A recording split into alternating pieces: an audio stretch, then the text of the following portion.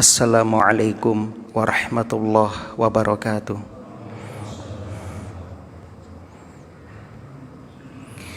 Innal hamdalillah nahmaduhu wa nasta'inuhu wa nastaghfiruh wa na'udzu billahi min syururi anfusina wa sayyiati a'malina. May yahdihillahu fala mudhillalah wa may yudlil fala hadiyalah.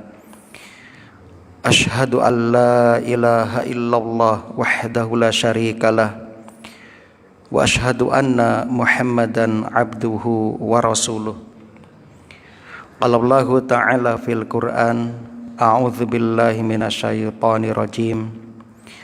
Ya ayyuhalladzina amanu taqullaha haqqa tuqatih wa la tamutunna illa wa antum muslimun. Wa qala ta'ala, ya ayyuhalladzina amanu taqullaha wa qulu qawlan sadida yuslih lakum a'malakum wa yaghfir lakum dhunubakum wa may yuti'illaha wa rasulahu faqad faza fawzan 'azima. Amma ba'du. Kaum muslimin dan muslimah, saudara-saudariku rahimani wa rahimakumullah. Alhamdulillah alladzi bi ni'matihi tatimmus shalihat. Segala puji bagi Allah yang dengan nikmatnya kebaikan-kebaikan hamba dapat terlaksana.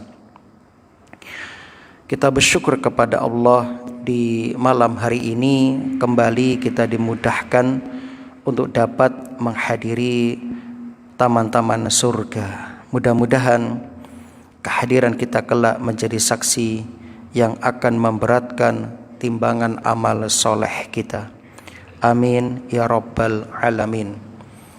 Dan tak lupa kita berdoa mudah-mudahan seluruh amal soleh kita diterima di sisi Allah subhanahu wa ta'ala, dan semoga kita diberi kesempatan untuk dapat berjumpa dengan bulan Ramadan yang akan datang dalam keadaan sehat walafiat, aman sentosa, dalam keadaan Islam dan iman, dan semoga dimudahkan beramal soleh sehingga kita semuanya akan wafat dalam keadaan husnul khatimah. Rabbana taqabbal minna innaka antas samiul alim. Allahumma sallimna ila Ramadan wa sallim lana Ramadan wa tasallamhu minna mutaqabbalan. Tak lupa salawat dan salam mudah-mudahan senantiasa tercurah limpahkan kepada Nabi kita Muhammad sallallahu alaihi wasallam, kepada keluarga dan juga para sahabatnya radhiyallahu anhum ajmain. Allahumma shalli wa sallim wa barik ala nabiyyina Muhammad wa ala alihi wa ashabihi wa man tabi'ahum bi ihsanin ila yaumiddin. Alhamdulillah, kita akan melanjutkan kembali membacakan tafsir surah An-Nisa ayat 170. Ini sudah mendekati akhir. InsyaAllah setelah ini kita akan memasuki surah Al-Ma'idah. Surah An-Nisa ayat 170 ya, sebagaimana disebutkan oleh para ulama tafsir, Allah subhanahu wa ta'ala di dalam ayat ini memerintahkan kepada umat manusia agar beriman kepada hamba dan rasulnya, yakni Nabi Muhammad sallallahu alaihi wasallam. Lantas Allah juga menyebutkan ya, di antara sebab kenapa manusia diharuskan beriman kepada Allah dan rasulnya, dan Allah juga menyebutkan manfaat dari beriman kepada Allah dan Rasulnya, serta Allah menyebutkan madarat atau bahaya bagi mereka yang tidak beriman kepada Allah dan Rasulnya ya. Mari kita lihat ayat-ayat yang terakhir dari surah An-Nisa ayat 170. A'udzu billahi minasyaitonir rajim. Allah Subhanahu wa taala berfirman, ya ayyuhan nas, wahai manusia. Ketika disebutkan ya ayyuhan nas, maka ayat ini khitabnya diarahkan kepada seluruh manusia. Seluruh manusia. Mukmin, kafir, ya, semuanya wajib beriman kepada Allah dan Rasul-Nya. Itu perintah awalnya. Itu perintah awalnya. Kaum muslimin yang berbahagia, ya. Padahal kita tahu bahwasannya surah An-Nisa ini adalah surah Madaniyah. Dan umumnya surah Madaniyah itu khitabnya ditujukan kepada orang-orang beriman. Sebab surah Madaniyah diturunkan setelah hijrahnya Nabi Sallallahu Alaihi Wasallam dan setelah akidah orang-orang Islam itu kokoh, akidahnya kuat. Adapun di antara ciri surah Makkiyah yang diturunkan sebelum hijrahnya Nabi itu biasanya menggunakan kalimat ya ayyuhan nas, wahai manusia. Ya. Nah, itu di antara ciri-cirinya. Lantas kenapa di dalam surat Madaniyah ini Allah berfirman menggunakan kalimat ya ayyuhan nas, bukan ya ayyuhalladzina amanu? Di antara alasannya karena yang dituju di sini selain orang-orang yang beriman juga orang-orang kafir, di antaranya ahli kitab. Karena setelah ini ayat yang kita bahas spesial membahas tentang ya anggapan atau keyakinan ahli kitab khususnya Nasrani terhadap Nabi Isa alaihissalam. Mereka meyakini Nabi Isa adalah ya roh dari Allah Subhanahu wa taala, sehingga Nabi Isa bagian dari Trinitas. Itu kata mereka. Sehingga mereka ghulu terhadap Nabi Isa khususnya. Begitu juga Yahudi, mereka juga ghulu. Mereka meyakini Allah punya anak laki-laki yang bernama Uzair, kata mereka. Naam. Mari kita lihat ya. Qad ja'akumur rasulu. Sungguh telah datang kepada kalian seorang rasul bil haqqi, ya, dengan membawa kebenaran. Mir rabbikum, dari Tuhan kalian. Maka fa'aminu, berimanlah kalian, ini perintah. Khairal lakum, ya, sebab beriman itu khairal lakum, lebih baik bagi kalian. Wa in takfuru, dan jika kalian kufur, ya, menolak beriman, ya, menutup diri dari keimanan, fa inna lillahi ma fis samawati wa ma fis samawati wal ard. Maka sesungguhnya hanya milik Allah lah apa yang ada di langit dan di bumi. Wa kana Allahu aliman hakima, dan Allah itu maha mengetahui dan maha bijaksana. Kaum muslimin rahimani wa rahimakumullah. Alhamdulillah, tadi sudah kita sampaikan tentang keharusan beriman kepada Allah dan Rasul. Ya, dan Allah juga menyebutkan alasannya kenapa harus beriman kepada Allah dan Rasul. Ya. Kemudian Allah Subhanahu wa taala juga menyebutkan ya madarat tidak beriman kepada Allah dan Rasul.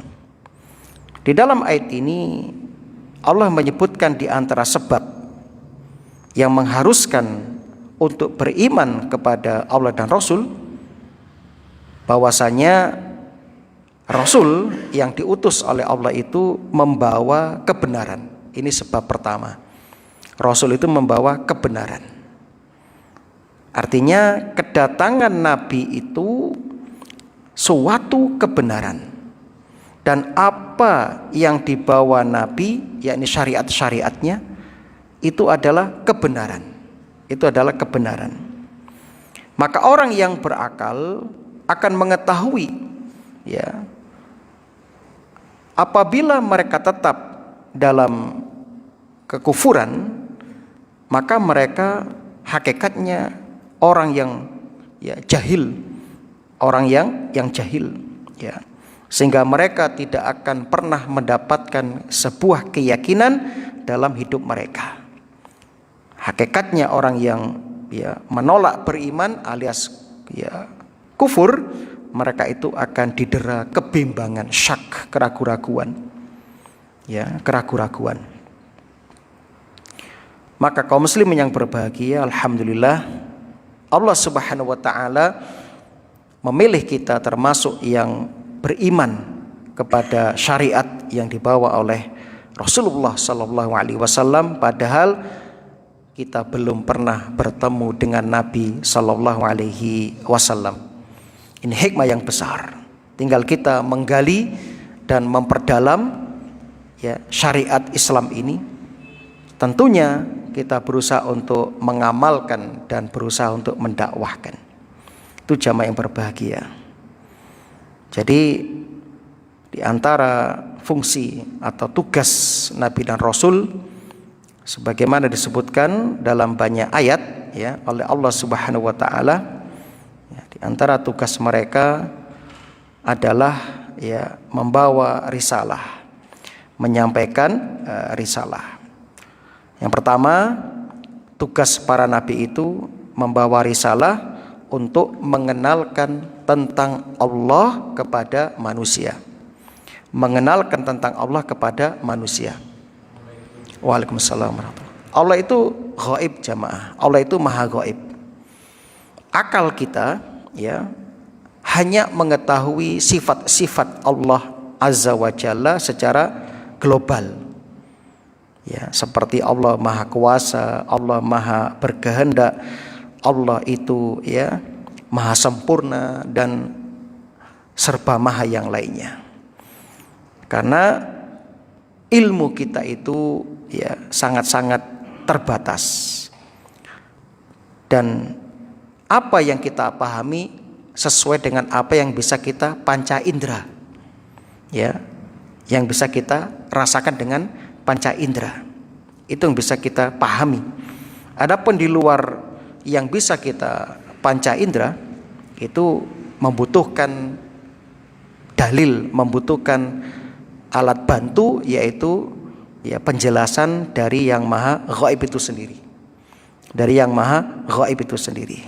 Itu kaum muslimin yang berbahagia. Misalnya tentang alam ghaib malaikat misalnya. Kita tahu ada malaikat karena ada Rasul yang menjelaskan. Kita tahu ada alam kubur, ada Rasul yang menjelaskan. Dan kita tahu tentang hakikat Allah, ya, tentang sifat-sifatnya, tentang, ya, perbuatannya, af'alnya. Itu semua karena ada penjelasan dari Rasul. Alhamdulillah, berarti tugas Rasul yang pertama adalah menjelaskan tentang siapa itu Allah Subhanahu wa taala. Ya, mengenalkan tentang hakikat Allah dan juga mengabarkan tentang sifat-sifat Allah Subhanahu wa taala. Itu kaum muslimin. Begitu juga tugas para dai. Jadi tugas kita mengajak manusia supaya kenal dengan Sang Khalik, Sang Pencipta. Ya, bukan mengajak supaya, ya, kenal dengan dai-nya, enggak, ya. Jadi seorang dai, seorang ustadz, kiai, dilupakan manusia enggak ada masalah. Karena tugas kita bukan mengajak umat mengenal diri kita, tapi mengajak umat supaya mengenal siapa Allah. Jadi seandainya Anda jadi ustadz, ya, terus dilupakan oleh umat, enggak ada masalah. Ya, karena kita enggak mengajak manusia kepada diri kita, tapi kita mengajak manusia supaya mengenal Allah, mengenal hak-hak Allah, sebagaimana tugas para Rasul. Nah, begitu. Ini yang pertama, ya, tugasnya. Kemudian tugas kedua dari Rasul, ya, untuk mengenalkan tugas kita sebagai makhluk, ya, terhadap Allah Subhanahu wa taala dan cara kita menjalankan tugas tersebut. Nah, jadi kita diciptakan itu punya tugas. Wa ma khalaqtul jinna wal insa illa liya'budun. Tidaklah aku menciptakan jin dan manusia melainkan supaya mereka hanya menyembah kepadaku. Nah, untuk menyembah Allah bagaimana caranya? Ini kita membutuhkan Rasul sebagai perpanjangan tangan dari Allah Subhanahu wa ta'ala. Sebab kita nggak boleh ibadah menurut perasaan kita, menurut hawa kita. Iki koyoke apik ya, iki koyoke cocok ya, nggak bisa. Ya, benar tidaknya ibadah kita harus berdasarkan penjelasan dari Rasulullah Sallallahu Alaihi Wasallam. Karena kita sudah berikrar asyhadu alla ilaha illallah wa asyhadu anna Muhammadan abduhu wa rasuluh. Lalu tugas Nabi yang ketiga adalah memberi kabar gembira dan peringatan. Mereka yang mau beriman, mereka yang mau menerima syariat, sami'na wa ata'na, sendika dawuh mantep madep kepada syariat, maka mereka diberi kabar gembira dengan surga di akhirat kelak. Ya. Dan sebaliknya mereka yang tidak mau menerima alias kufur, membangkang, maka mereka akan diberi peringatan dengan ancaman neraka di akhirat kelak. Nah itu. Ini banyak disebutkan dalam Al-Qur'an. Ya, sebagaimana misalnya dalam surah Al-An'am ayat 48, 49 ya, wa ma nursilul mursalina illa mubasysyirin wa mungdzirin. Tidaklah kami mengutus para rasul melainkan membawa tabsyir kabar gembira dan tangzir peringatan-peringatan. Faman amana wa aslaha fala khaufun alaihim walahum yahzanun.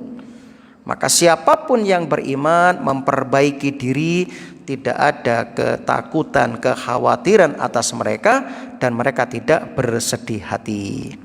Tugas yang keempat dari Rasul adalah menjelaskan syariat secara detail, secara rinci. Sebab Al-Quran itu syariat-syariatnya bersifat global. Misalnya pun ayat tentang zakat, Allah hanya menyebutkan aqimus shalah wa atuz zakah.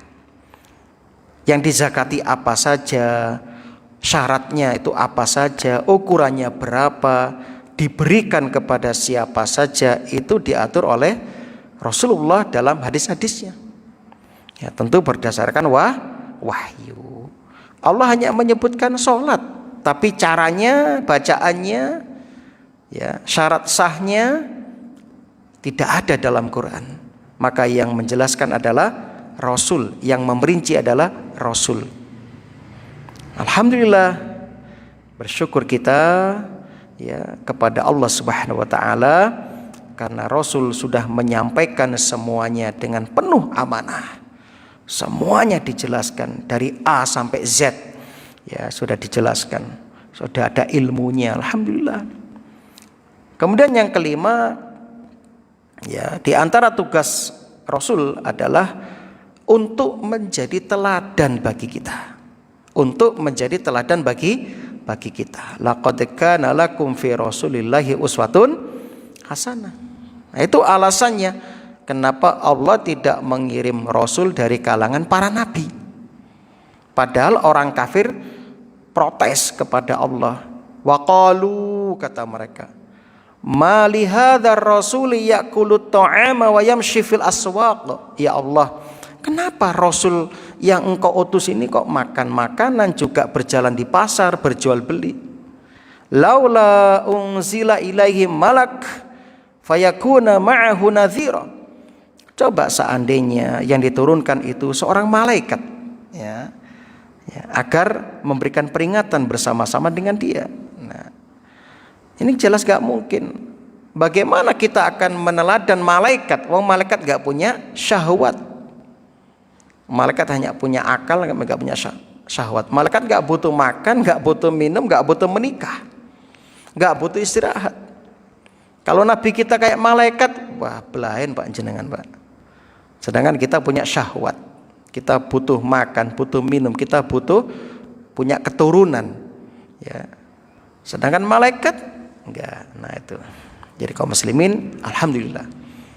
Jadi kita supaya menjadikan Rasul teladan dalam kehidupan kita. Kemudian tugas yang keenam dari Rasul adalah menegakkan hujjah dan meniadakan ya alasan atau uzur pada hari kiamat kelak. Ya. Ketika Rasul sudah diutus, orang-orang kafir mau mengelak ya dari hisab Allah nggak bisa. Mereka mau mengatakan, ya Allah belum pernah engkau kirim Rasul, nggak bisa ya. Sebab pengutusan Rasul itu sebuah konsekuensi dari ya sifat Allah, dari ya sifat Allah yaitu Ar-Rabb ya, Ar-Rabb ya. Allah sebagai Rabb, Rabbul Alamin ya. Karena Allah yang menciptakan kita, Allah yang ya mencukupi segala kebutuhan kita, Allah yang melindungi kita, Allah yang mengatur kita, maka Allah wajib menurunkan Rasul, mengirim Rasul. Itu adalah kewajiban Allah, sehingga nanti di hari kiamat tidak ada uzur ya bagi mereka.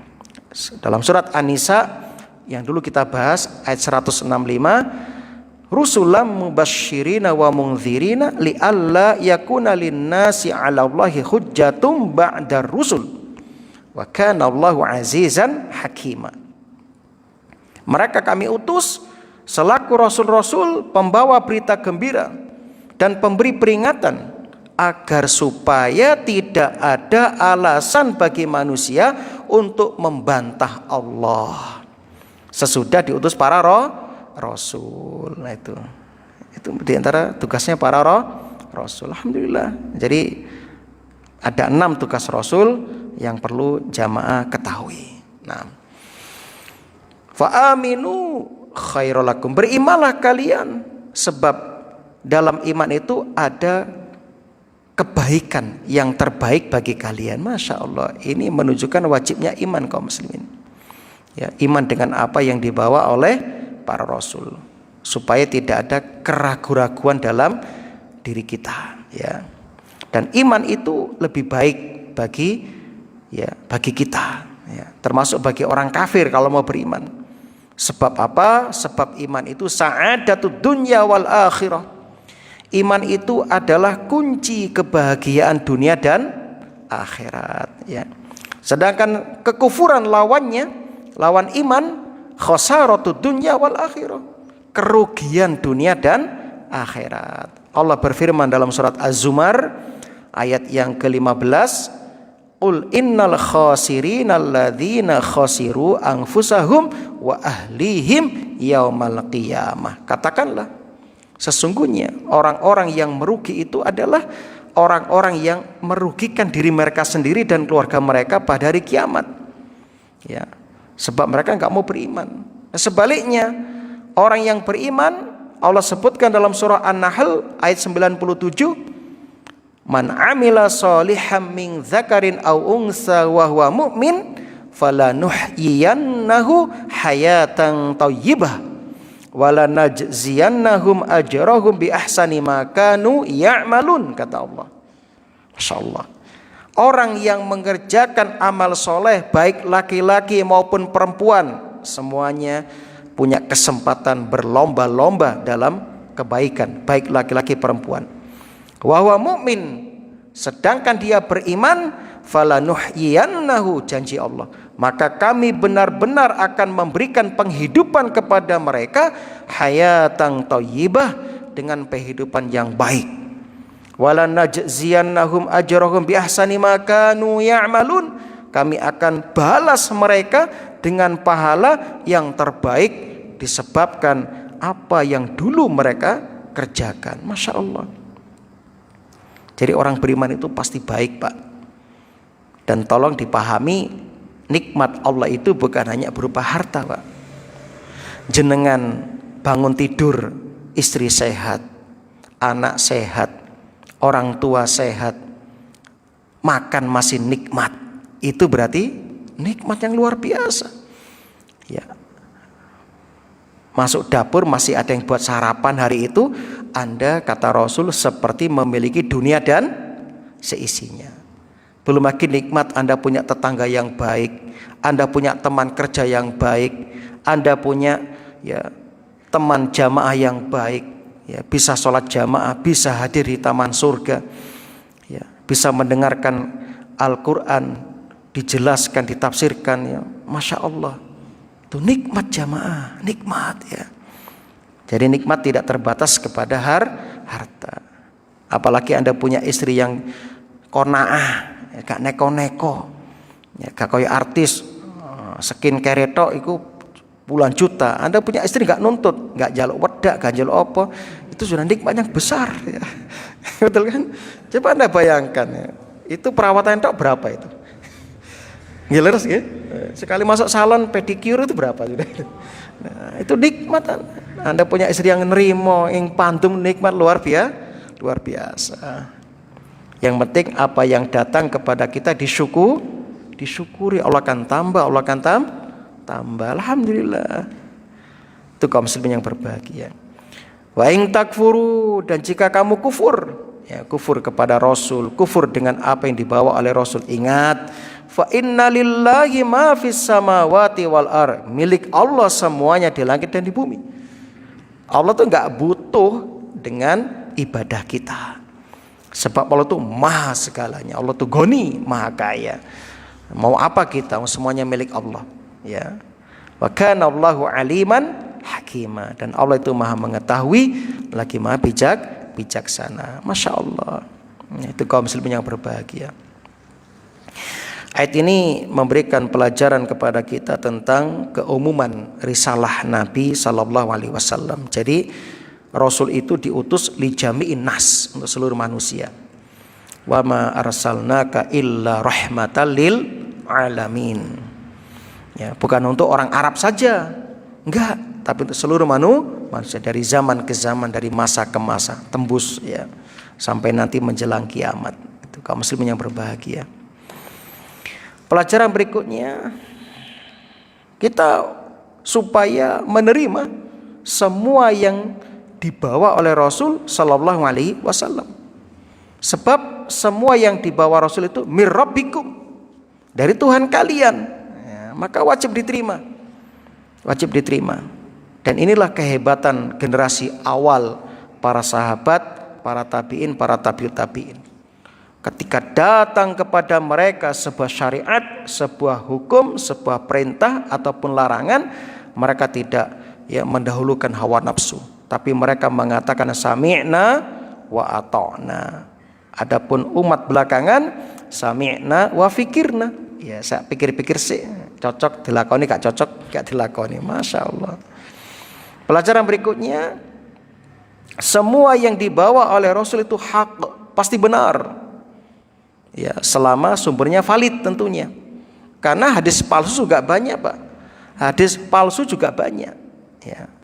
Hadis maudhu itu banyak bertebaran di masyarakat. Makanya ulama punya kitab tentang itu. Misalnya Ibnu Jauzi punya kitab Al-Maudhu'at, kumpulan hadis palsu. Syekh Albani punya kitab Silsilah Hadis Dhaif ya. Banyak ulama-ulama punya kitab itu ya, untuk menyelamatkan umat. Pelajaran berikutnya, ayat ini menunjukkan dan menetapkan tentang rububiyah Allah yang bersifat umum. Ya, jadi semua itu di bawah pengaturan Allah Subhanahu wa taala, di bawah kekuasaan Allah. Ya. Maka tugas kita adalah berhukum dengan apa yang Allah turunkan, itu tentu dengan semampu kita ya. Kita supaya berusaha seperti itu. Sebab dikatakan fala wa rabbika la yu'minuna hatta yuhaqqimuka fima syajara bainahum, kan begitu. Maka demi Tuhanmu kalian tidak beriman dengan iman yang sempurna sehingga kalian memutuskan hukum di antara kalian ya sesuai dengan apa yang Allah putuskan. Pelajaran berikutnya, wajibnya beriman kepada kebenaran yang dibawa oleh Rasul. Kita wajib mengimaninya, ya. Itu kaum muslimin yang berbahagia. Jangan sampai ya, kita lebih mendahulukan ya, kebiasaan yang menyimpang dari syariat. Misalnya, ketika bertemu antara syariat yang bersumber dari Allah dan Rasulnya, lalu kita benturkan dengan adat istiadat warisan leluhur. Jangan. Dalam surat Al-A'raf ayat 28 Allah mengingatkan itu. Wa idza fa'alu fahisyatan, apabila mereka melakukan perbuatan keji, qalu, mereka mengatakan, wajadna 'alaiha aba'ana, sungguh kami telah mendapati ini sudah terjadi pada bapak-bapak kami, pada nenek moyang kami. Wallahu amarona biha, qul innallaha la ya'muru bil fahsya. Katakan, sesungguhnya Allah tidak pernah memerintah kekejian, kan begitu. Jadi adat istiadat warisan leluhur selama tidak bertentangan dengan syariat, monggo jenengan uri-uri, jenengan laksanakan, gak ada masalah. Namun apabila warisan tersebut menyimpang dari syariat, ya kita dahulukan syariat, kan begitu. Walaupun resikonya mungkin Anda akan dijauhi oleh masyarakat, ya. Ingat, Nabi bersabda, innama bu'istu liutammima makarimal akhlak, sesungguhnya aku diutus untuk menyempurnakan ya akhlak. Kalimat menyempurnakan artinya apa? Di tengah-tengah Arab jahiliyah itu ada kebiasaan-kebiasaan yang baik, sehingga Nabi akan melanjutkan. Dan yang kurang baik itu disempurnakan sehingga menjadi baik, kan begitu. Nah, tolong ini dipahami. Pelajaran berikutnya, annal imana kullu khair, sesungguhnya keimanan itu semuanya baik, baik di dunia dan baik di akhirat, ya. Dan sebaliknya, kalau kita nggak beriman, kita akan mendapati kehidupan yang sempit, ya. Kadang saya itu berpikir, ada salah satu pejabat yang sudah tua ya sekarang, yang di Indonesia itu ada, ya, dipanggil dengan opung, ya, opung atau siapa itu, ya, itu kan kekayaan sudah triliunan itu, kekayaan terus triliunan itu, tapi saya ngeriwui ya kan, ya. Kenapa? Ingin menyelamatkan hartanya, seakan-akan harta itu menyelamatkan hidupnya, seakan-akan harta itu mengekalkan hidupnya. Enggak, ya. Maka kita lihat mereka tuh uangnya sudah triliunan, kurang, bingung, masya Allah. Orang beriman kalau imannya benar, masya Allah, ya, dia akan selalu bahagia. Kenapa? Mereka punya prinsip dalam hadis Muslim nomor 2999,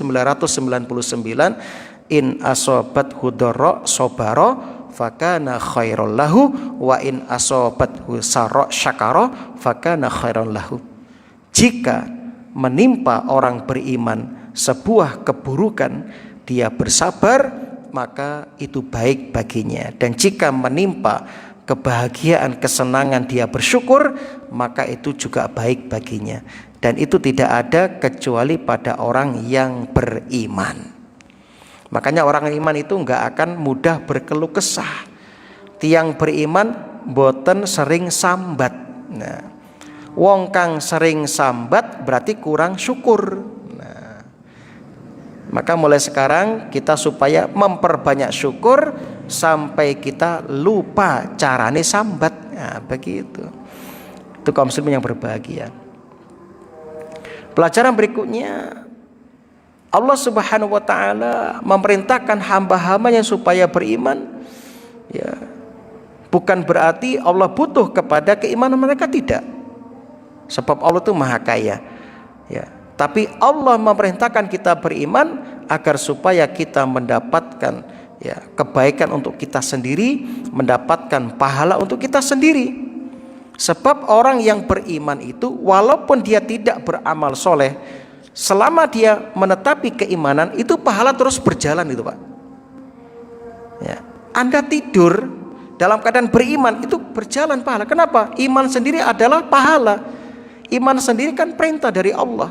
Berarti ketika kita beriman, walaupun kita nggak ngapa-ngapain, kita sudah mendapatkan pahala selama kita beriman. Nah, ini penting Pak, Masya Allah ya. Jadi nikmat jalan beriman itu. Nah, bukan berarti nanti jenengan nganggur ya. Kata Ustaz Mu'id, kita diam aja sudah dapat pahala. Iya, tapi jenengan nanti getun kalau nggak beramal. Kenapa? Koncone dawur surgane jenengan paling ngisor dhewe gitu ya.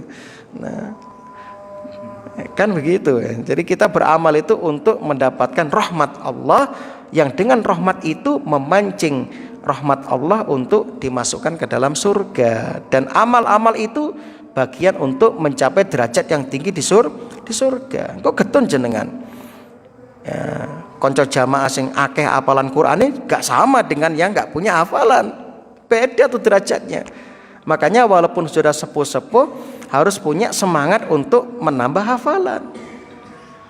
Gak apa-apa walaupun ya seminggu 1 ayat misalnya, gak apa-apa, karena sudah sepuh. Biasanya orang tua itu, kata ulama, belajar di masa tua seperti mengukir atau menulis di atas air ya. Seret hilang, sebab pikirannya awakeh cabangnya. Nah, baik. Ayat berikutnya ini kita bahas. Ini fokus dari ayat ini tentang ghulu, sikap ghulu ahli kitab ya. A'udzubillahi minasyaitonirrajim. Allah berfirman, ya ahlal kitabi, hai ahli kitab. Kalau dikatakan ahli kitab berarti Yahudi Nasrani, tapi di sini lebih spesifik untuk orang Nasrani. Ya ahlal kitabi, hai ahli kitab, Yahudi Nasrani, la taghlu fi dinikum, janganlah kamu melampaui batas dalam agamamu. Wala taqulu 'alallahi illal haqqa, dan janganlah kamu mengatakan terhadap Allah kecuali yang benar. Ini perintah agar kita jujur. Kata Rasul apa? Qulil haqqa walau kana murron, katakan kebenaran walaupun terasa pahit ya. Innamal masihu Isa bin Maryam, sesungguhnya Al-Masih itu adalah Isa bin Maryam. Dia adalah Rasulullah, utusan Allah, wa kalimatuhu, dan kalimat Allah, alqaha ila Maryama ya, yang diciptakan oleh Allah Subhanahu wa taala dengan kalimatnya, lalu disampaikannya kepada Maryam. Ha kembali ke Maryam. Oh, alqaha kembali ke kalimatnya. Alqaha kalimat yang dia lemparkan kepada Maryam. Wa ruhum min, dan ruh darinya. Dan ruh darinya artinya roh dari Allah, pemberian dari Allah. Fa aminu billahi wa rusulih, maka berimanlah kepada Allah dan Rasul ya. Wala taqulu salasah, dan jangan kamu mengatakan ya salasah ya. Allah itu adalah salasah, Tuhan itu 3. In tahu, berhentilah kalian, khairul lakum, itu lebih baik bagimu. Jadi berhentilah mengatakan Tuhan itu 3 ya. Innamallahu ilahu wahid, sesungguhnya Allah itu Tuhan, sesembahan yang esa, tunggal. Subhanahu, maha suci dia dari apa yang mereka katakan itu tadi ya. Jadi mereka mengatakan Tuhan itu 3 itu kedustaan, kebohongan ya. Dan bagian dari sikap hulu mereka. Ayyakuna lahu walad, maha suci Allah ya dari memiliki anak. Lahu ma fis samawati wa ma fil ard, milik Allah lah semua yang ada di langit dan di bumi. Wa kafa billahi wakila, dan cukuplah Allah Subhanahu wa taala menjadi pemelihara. Ini ayat ini ada pembahasan khusus ya. Insya Allah yang akan datang kita akan jelaskan dengan detail tentang macam-macam ghulu ya. Sebab ya orang-orang itu banyak yang tasyabuh ya, yang tasyabuh dengan ahli kitab, ya, yang tasyabuh dengan ahli kitab. Padahal Nabi jauh-jauh hari sebelum Nabi wafat itu sudah mengingatkan jangan sampai hulu, ya. Itu kaum muslimin yang berbahagia. Ya, sekilas ya kita akan sampaikan sikap hulu itu apa sih? Hulu itu artinya melampaui batas atau berlebih-lebihan, itu hulu. Ya, hulu itu artinya melampaui batas atau berlebih-lebihan. Dalam apa? Dalam beragama. Nah, ini. Dan sikap hulu ini tercela dan dilarang oleh syariat. Sikap hulu tidak akan mendatangkan kebaikan bagi pelakunya, tidak akan menghasilkan kebaikan dalam ya segala urusan, terlebih dalam urusan agama. Urusan dunia saja hulu tidak baik. Misalnya hulu dalam makanan, Anda berlebih-lebihan dalam makanan, nggak baik bagi kesehatan, juga nggak baik bagi ya ekonomi, ya. Hulu dalam segalanya itu gak baik, apalagi dalam agama lebih gak baik lagi, kan begitu. Ayat tentang hulu banyak, di antaranya Al-Maidah ayat 77, ya. Qul ya ahlal kitab la taghlu fi dinikum ghairal haqqi wa la tattabi'u ahwa'a qaumin qad dallu min qablu wa adallu katsira wa dallu an sawa'is sabil. Perhatikan, ketika Allah menyebutkan hulu pasti pasangannya apa? Sesat, gitu kan? Kesesatan. Nah, katakan hai ahli kitab, janganlah kamu berlebih-lebihan dengan cara tidak benar dalam agamamu sehingga dicontohke dilakoni. Ini kan hulu. Dan janganlah kamu mengikuti hawa nafsu orang-orang yang telah sesat terdahulu sebelum kedatangan Nabi Muhammad. Ya, dan mereka menyesatkan manusia dan mereka tersesat dari jalan yang lurus, ya. An-Nisa 171 ini, ya. Ya ahlal kitab la taghlu fi dinikum wa la taqulu 'ala Allahi illal haq. Ya. Disebutkan dalam hadis Abdullah bin Abbas radhiyallahu anhu, dia berkata, pada pagi hari di Jumratul Aqabah, ketika Rasulullah sallallahu alaihi wasallam berada di atas kendaraannya, beliau berkata, ambillah beberapa buah batu untukku untuk melempar jumrah. Maka aku mengambil 7 buah batu untuk beliau yang akan digunakan melontar jumrah. Lalu Nabi bersabda, amsalah haula farmu, lemparlah dengan batu seperti ini, kerikil kecil, dicontohkan oleh Nabi. Tsumma qala ya ayyuhan nas iyyakum al-ghuluwa fid din, hai manusia, hati-hati, jauhilah sikap hulu dalam agama. Fa innahu ahlaka man kana qablakum al-ghuluw fiddin, sebab yang menghancurkan, membinasakan umat sebelum kalian, mereka ghulu dalam agama mereka. Perhatikan yang terjadi sekarang apa, Pak? Nabi perintahkan apa di hadapan sahabat? Lemparlah dengan kerikil kecil. Nah, sekarang enggak pakai botol mineral, ya, pakai sandal, apalagi ya. Semuanya dilempar, ya. Alasannya ngantemi setan. Kabeh tuncalno. Itu hulu, Pak, dalam agama nggak boleh. Nah, semoga ini bermanfaat. Insya Allah kita akan datang bahas tentang hulu lebih khusus lagi. Mudah-mudahan Allah mengampuni dosa-dosa kita. Semoga Allah mewafatkan kita dalam keadaan husnul khatimah. Amin ya rabbal alamin. Subhanakallahumma wa bihamdika asyhadu an la ilaha illa anta astaghfiruka wa atubu ilaik. Assalamualaikum warahmatullahi wabarakatuh.